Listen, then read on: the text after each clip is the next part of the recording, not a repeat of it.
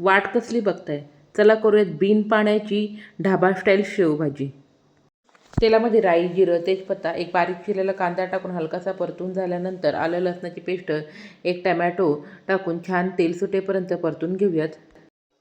टमॅटोला छानपैकी तेल सुटल्यानंतर त्यामध्ये सुके जिन्नस घालूयात.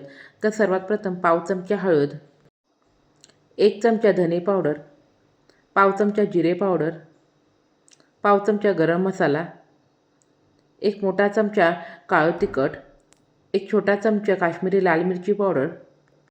काळ्या तिखटाऐवजी घरातील कोणताही मसाला वापरला तरी चालेल. मसाला व्यवस्थित फ्राय झाल्यानंतर त्यामध्ये 2 वाटी कोमट केलेलं दूध ओतून छानपैकी दुधाला उकळी काढून घेऊयात.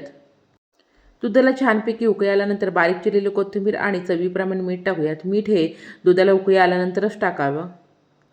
आता लगेच त्यामध्ये जाडी तिखट शेव टाकून या ठिकाणी चटपटीत शेवभाजी तयार. धन्यवाद.